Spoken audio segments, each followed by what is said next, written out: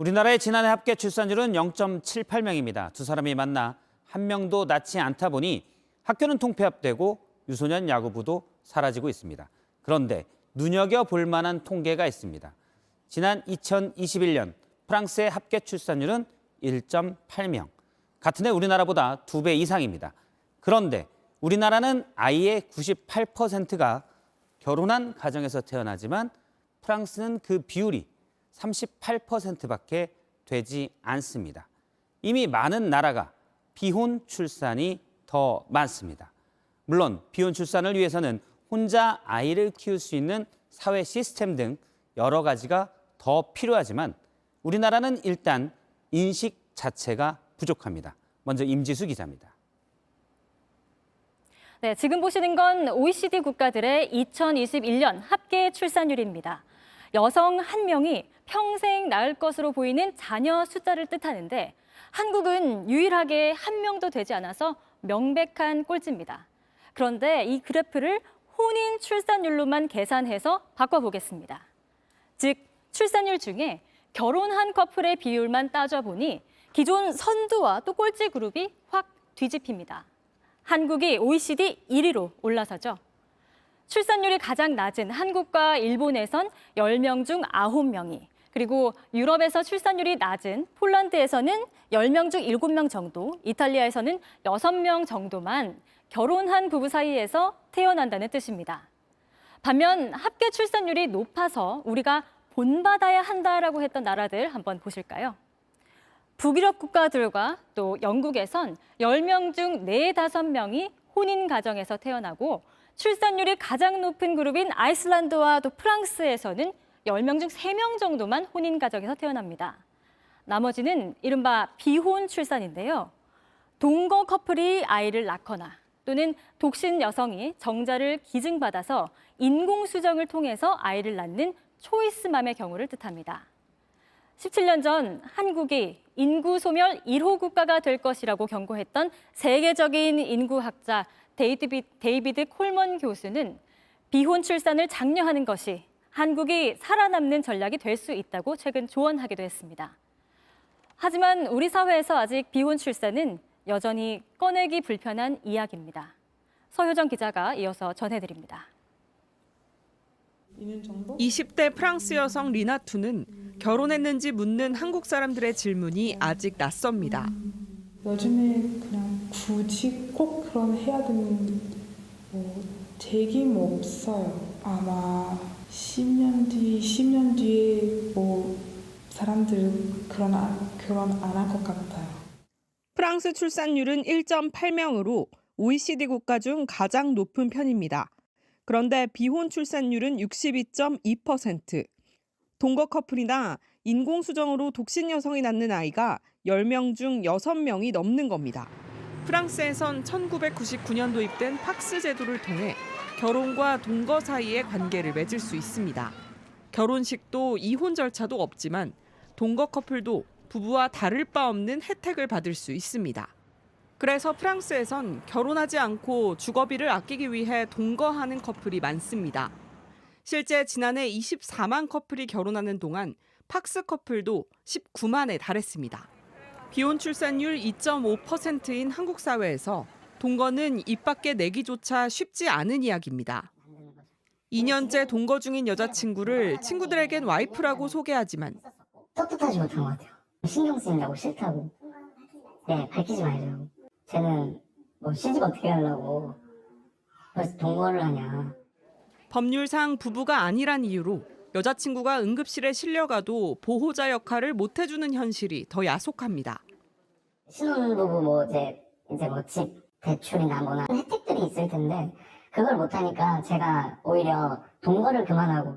결국 아이를 낳기 위해선 결혼을 통해 전통적 가족 제도로 들어가야 한다고 생각합니다. 뒤에서 너무 수근거리고 욕할 것 같은데요. 그 시선만 없으면 저는 괜찮거든요. JTBC 서효정입니다. 몇 년 전 방송인 사유리 씨는 결혼하지 않았지만 정자를 기증받아 아이를 낳았습니다. 우리나라에도 결혼은 싫지만 아이를 갖고 싶어하는 사람은 꽤 있습니다. 그러나 사유리 씨 같은 방식은 사실상 불가능합니다. 불법이어서가 아닙니다. 산부인 과학회가 지침으로 못하게 했습니다. 임지수 기자입니다. 31살 세영 씨는 2년 전 비혼 출산을 결심했습니다. 결혼을 안 하겠다고 한 거지 내가 아이를 안 낳겠다고 한 건 아닌데. 하지만 찾아가는 산부인과마다 혼인증명서나 사실혼 확인서를 요구했고 결국 해외 시술도 알아봤습니다. 이 엄청 비싸더라고요. IVF 시험관 같은 경우에는 보험 적용 안 됐을 때 회차당 2만 달러니까.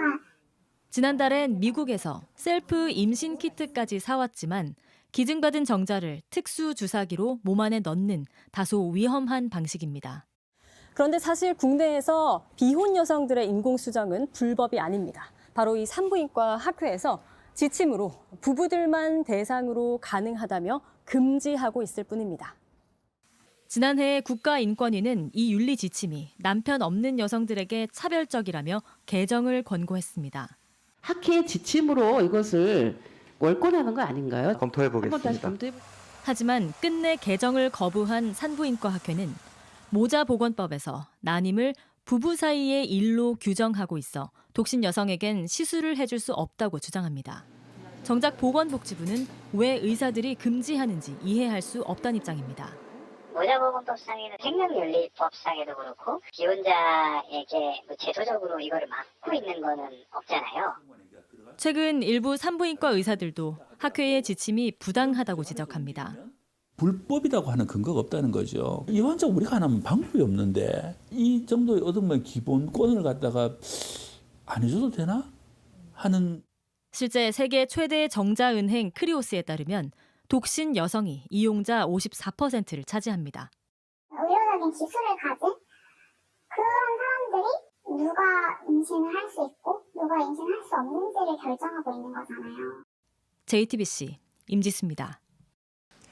2년 전 연예인 사유리 씨의 사례로 비혼 출산이 화제가 됐었죠. 이렇게 배우자 없이 여성 혼자 아이를 낳는 걸 무상 지원해주는 나라도 있지만 우리나라는 사실상 허용하지 않고 있습니다. 이런 출산율이 0%인 건데요. 통계로 말하는 뉴스 퍼센트의 안지연 기자가 보도합니다. 지난 6일 국감장, 국내에선 사유리 씨와 같은 비혼 출산이 불가능한 점이 도마 위에 올랐습니다. 이 사유리 씨 경우에도 한국에서 난자냉동을 했는데 결국은 일본에 가서 채취 임신 출산할 수밖에 없었어요. 저는 비혼자 보조 생식술 허용 문제는 단순한 의학적인 문제를 떠나서 그 사회적 논의, 그다음에 사회적 합의가 좀 선행돼야 되지 않을까. 사회적으로 논의가 우선돼야 한다는 건데 국내에선 이 같은 비혼 출산을 법으로 금지하고 있는 건 아닙니다. 1년 전 국감장에서 장관도 이를 인정했습니다.